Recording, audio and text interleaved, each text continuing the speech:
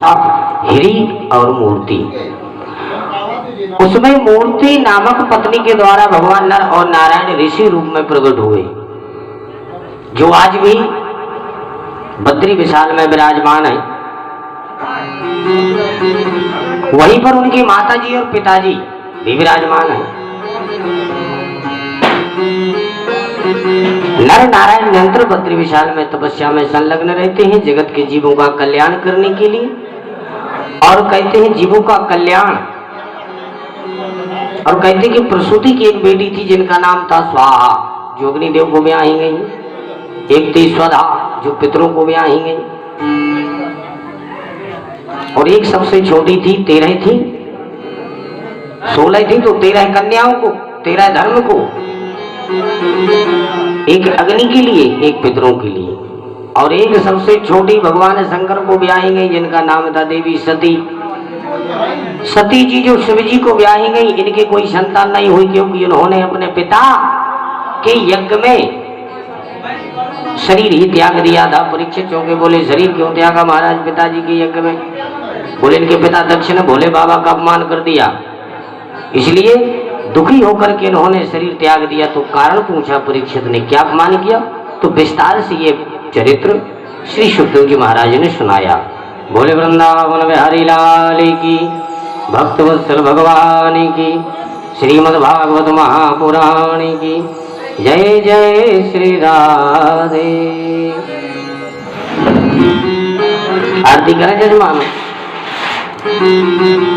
और सुनने और चलाने लगे।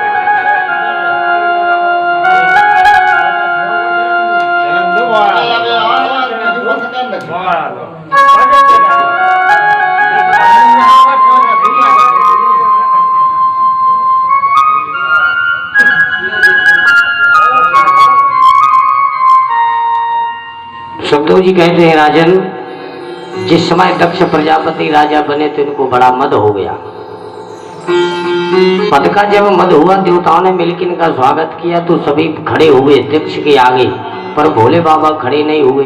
इन्होंने मन से ही प्रणाम कर लिया।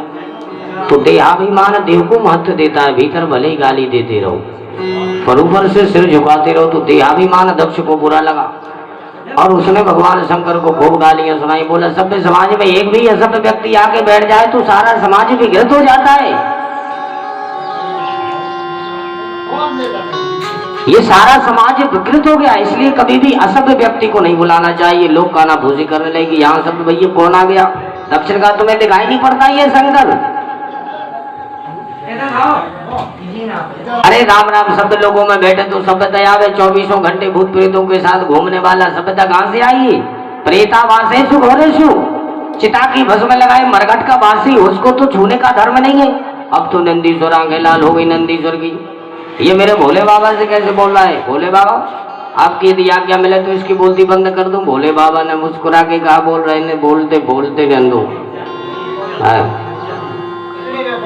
क्यों रहने नहीं? बोले हमारे ससुर जी हैं बेटा, ससुराल में गाली सबको सुननी पड़ती है, और लोग शादी के समय गाली सुनते हैं, हमें शादी के बाद सुननी पड़ रही है। कोई बात नहीं, जाने लो। अब भोले बाबा की आज्ञा नहीं मिली तो बेचारा नंदीश्वर भी रह गया। अब दक्ष का दुस्साहस बढ़ता ही गया। संत अंत में दक्ष ने शाप दे दिया कि मैं शाप देता हूं कि शंकर को किसी भी यज्ञ में आज के बाद भाग ना दिया जाए। अब सुनते ही नंदीश्वर भी आपे से बाहर, उन्होंने भी शाप दिया। ये जब से आया बड़बड़ता ही जा रहा है। मैं भी शाप देता हूं कि प्रजापति दक्ष को बकरे का मोह लग जाए। तमाम सापी भाई भोलेनाथ ने अपने गणों को शांत किया और कहा चुपचाप यहाँ से चलो अपने घर। तो भोले बाबा के आदेश पर सब रुद्रगण शांत होकर के लौट गए। यह मामला भी शांत हो गया, पर दक्ष का क्रोध फिर भी शांत नहीं हुआ। दक्ष ने द्वेष की भावना से एक बहुत विशाल यज्ञ किया। यज्ञ में दुनिया भर के देवता बुलाए, पर भोले बाबा को कोई चित्रिपत्ति नहीं। देवी देवता के विमान जब निकले तो सती महारानी ने पूछा, बहनों कहाँ जा रही हो? सबने कहा, अरे तू यहाँ बैठी है, हम तो तेरे मायके जा रहे हैं। पता है कितना बड़ा यज्ञ हो रहा है तेरे पिता के द्वारा, तुझे मालूम नहीं? अब सती जी के होश उड़ गए कि पिताजी के यहाँ यज्ञ हो रहा है और मुझे पता ही भी नहीं। बोली अच्छा बहनों तुम चलो, मैं अभी आ रही हूँ। सती महारानी भोले बाबा के पास जाकर के चरण दबा के सती जी बोली स्वामी प्रजापतेस्ते स्वसुरस्य सांप्रदम निर्यापितो यज्ञ महोत्सवा किला। आपको पता नहीं भोले बाबा, आपके ससुराल में ससुर जी ने बहुत विशाल यज्ञ किया है। आप भी जल्दी से तैयार हो जाओ महाराज, हम भी चलते हैं। भोले बाबा ने कहा कोई चिट्ठी पत्री आई थी क्या? सती ने कहा आई तो नहीं है पर भेजी जरूर होगी, क्योंकि कभी कभी डाक में सो जाती है ना। और हम और आप ऐसी जगह में तो रहते कि हो सकता है लाने वाला ही भटक गया हो।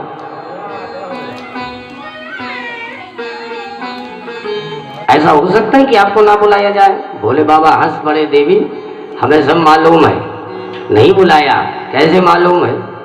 तब भोले बाबा ने सुनाया कि उस दिन तुम्हारे पिताजी के स्वागत में खड़े नहीं हुए, सो 1000 गालियां सुननी पड़ी। और लगता है कि उसी बुद्धि से आज भी उनके मन से नहीं निकला। इसलिए अपने राम जी जाने वाले नहीं, तो फिर कोई उपद्रव खड़ा हो जाएगा यदि हम चले जाएंगे। सती जी बोली तो ओ ससुर दामाद में खटपट चल रही है, मुझे पता ही नहीं। बोली भोलेनाथ बुरा ना मानना, वैसे गलती तो आपकी है। अरे नहीं खड़े हो जाते तो आपका क्या चला जाता। पर कोई बात नहीं, रिश्तेदार है, रिश्तेदारों में तो थोड़ी बहुत खटापटी होती रहती है। आज चलिए मैं सब समझा बुझा दूंगी और पिताजी से आपसे मांगे मंगा लेंगे आपके। बोले बात वही खत्म हो जाएगी। भोले बाबा ने कहा अपने राम तो किसी भी हाल में जाने वाले नहीं, और आप भी कान खोल के सुन लो देवी जी, मुझे विश्वास है कि तुम भी जाओगी तो तुम्हारा भी अपमान होगा। देवी जी ने कहा ऐसे कैसे होगा, हम तो मान नहीं सकते, हम तो जाएंगे। अब बहुत समझाया पर देवी बिल्कुल ना माने। तिरिया चरित्रम पुरुषस्य भाग्यम देवो न जाना सीकुतो मनुष्य। देवी जी ने जब सती महारानी जी ने बार बार हट पकड़ी, हम तो जाएंगे, भगवान भोले समझ गए ये मानने वाली नहीं है तो चली जाओ। अब सती जी थोड़ी दूर तक जाए, जैसे ही वहां से तो भगवान देखने लगे, और जैसे ही लौट के आए मन में लगने लगा कि ऐसा नहीं कि हम चले जाएं तो हमारे भोले बाबा कहीं नाराज ना हो जाए। तो जैसे ही पीछे मुड़ करके फिर देखे तो नेत्र बंद कर ले। भगवान समझ गए कि अब बार बार कहे मैं जाऊं, मैं जा रही हूं, अब मैं नहीं आऊंगी, मैं बिल्कुल जाऊंगी। और ऐसा करते करते भगवान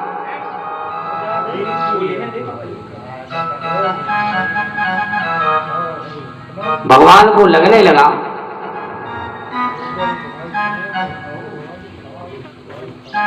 अब ये मानने वाली नहीं है। तो तुरंत ही सती महारानी के साथ अपने रुद्रगणों को भेज दिया और सती महारानी चली।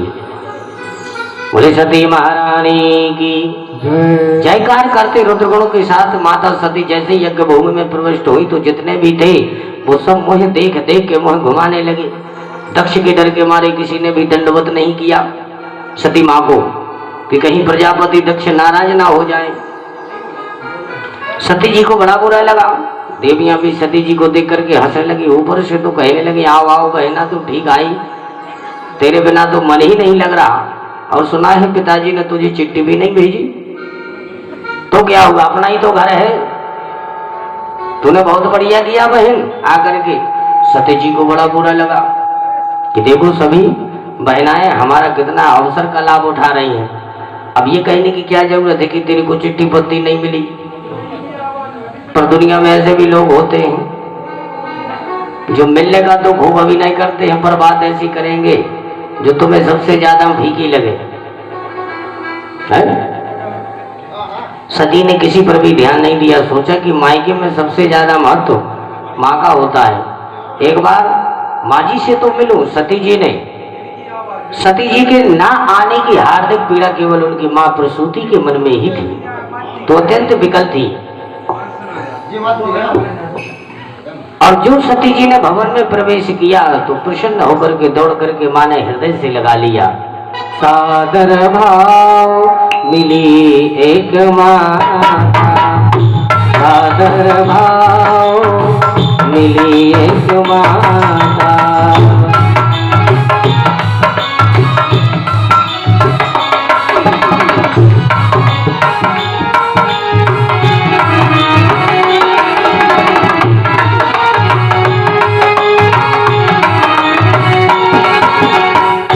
सादर भाव मिली एक माता, सादर भाव मिली एक माता, सादर भाव मिली एक माता। भगनी मिली बहुत मुस्काता, भगनी मिली बहुत मुस्काता, भगनी मिली बहुत मुस्काता। माँ से मिलकर के मन को शांति मिली, पर पिताजी की तरफ जब दृष्टि घुमाई तो दक्ष ने मुंह घुमा लिया। बड़ा शौक हुआ सती जी के मन में, फिर भी अपने पिता के द्वारा किए अनादर को सह गई, परंतु यज्ञशाला में जब दृष्टि डाल के देखा तो छोटे छोटे देवताओं के हिस्से तो सजे रखे हैं, पर महादेव जी का पूरे यज्ञ में कोई नामो निशान नहीं, कोई हिस्सा नहीं।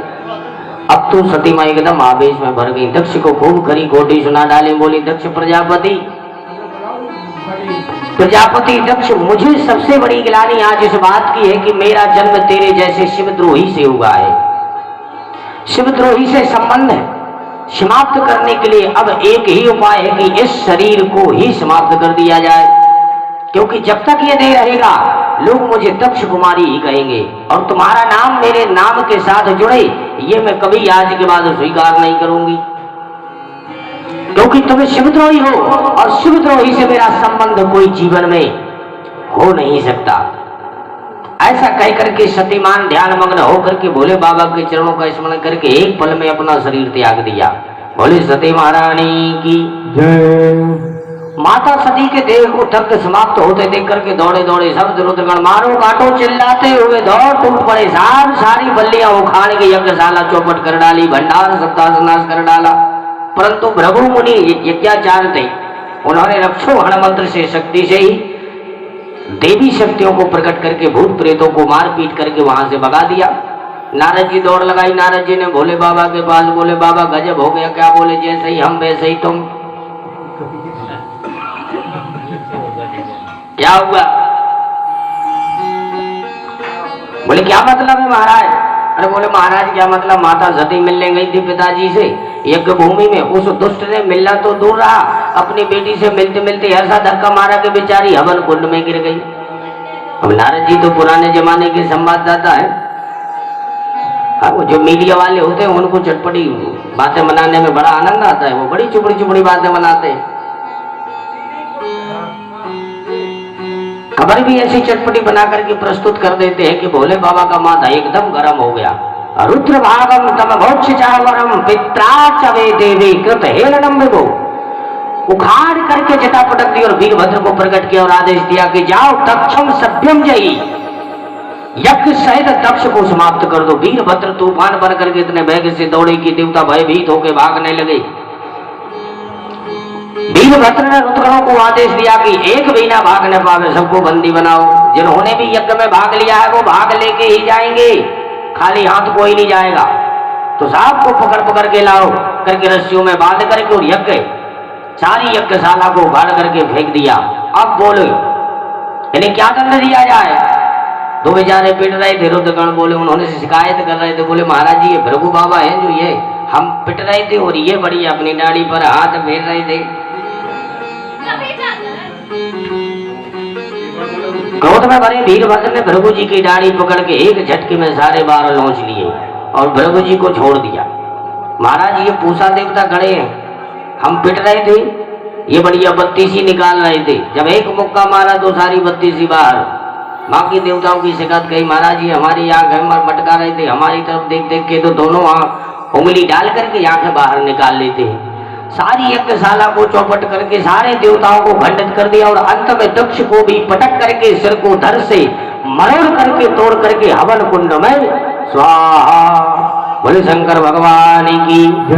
सारी यज्ञशाला को खंडित करके वीरभद्र लौट गए भोले बाबा के पास और खंडित देवता सभी ब्रह्मा जी के पास गए। देखो महाराज यज्ञ में तो अपना भाग लेने गए थे, सो मिला तो कुछ नहीं, हमारा भी भाग चला गया। बहुत दूर तो सब ही ऐसा यज्ञ आज तक नहीं देखा। ब्रह्मा जी बोले बिना बेचारे जो करे सो पाछे पछताए। यज्ञ में भाग तो मुझे भी मिला था पर मैं नहीं गया, क्योंकि जहां शिव का विरोध है वहां कौन जाएगा। तो नारायण नहीं गए, हम भी नहीं गए और शंकर बाबा भी नहीं गए। तो जहां त्रिदेव नहीं गए वहां तुम क्यों चले गए देवताओं। देवताओं ने कान पकड़े, महाराज अब खाई सो खाई, आगे खाए सो राम दुहाई, आज के बाद ये भूल कभी नहीं करेंगे। ठीक है महाराज नीचे बंद करो। हमें तुम्हारे को कुछ समझ में नहीं आता, हम जब से अच्छी भागवत कर रहे हैं हमें कर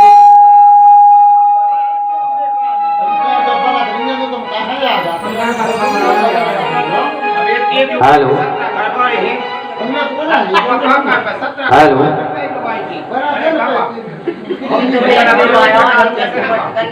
अभी तो सुनो ना तेज करो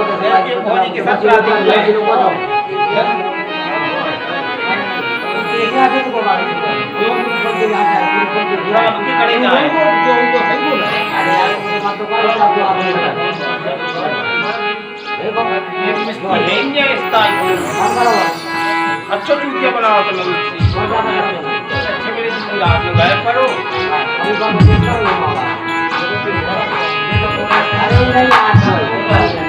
हेलो बस आज ही को बुलाओ गणपत खिलाने के जो सब को बाहर रोड पर धर दे वही खोल गए।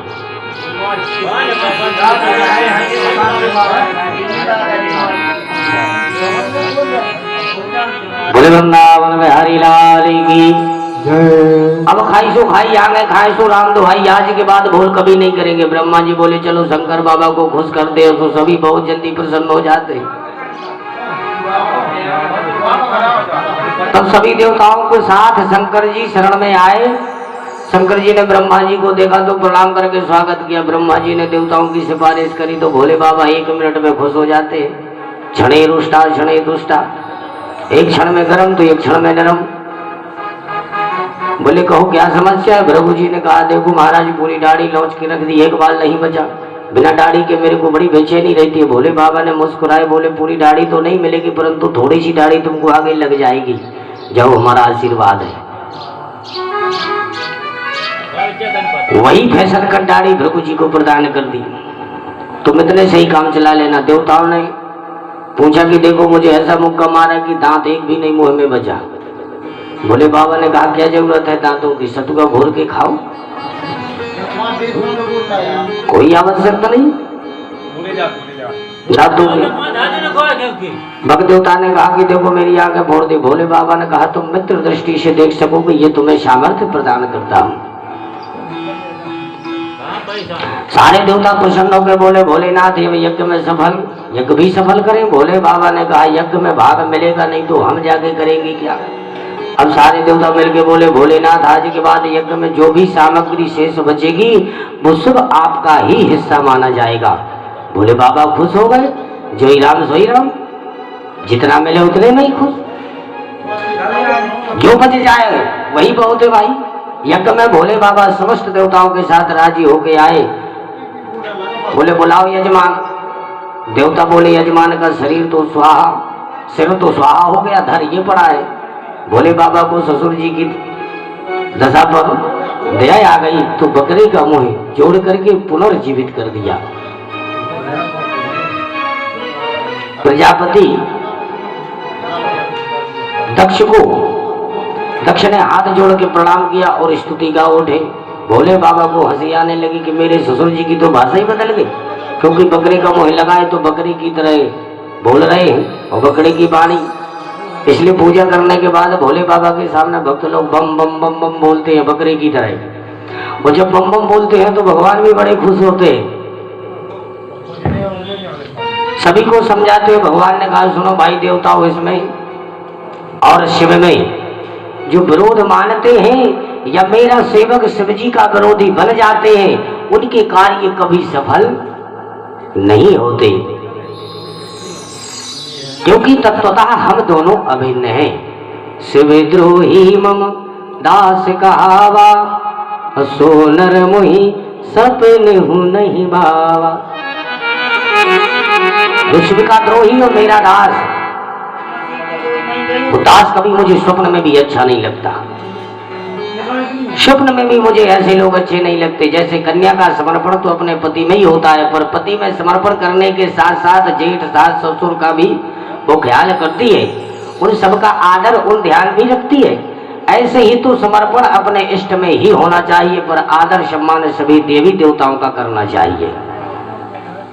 किसी के आदर से हमारे इष्ट थोड़ी प्रसन्न होंगे, वो भी तो उनके परिकर हैं। इसलिए बहुत सुंदर उपदेश भगवान ने अपने भिन्नता का देवताओं को दिया। और तब सती जी देह त्यागने के बाद हिमालय नंदिनी पार्वती बन करके प्रकट हुई और पुनः घोर तपस्या करके भोले बाबा को प्राप्त हुई। बोले शिव शंकर भगवान की जय, भक्तवत्सल भगवान की जय। जय जय श्री राधे।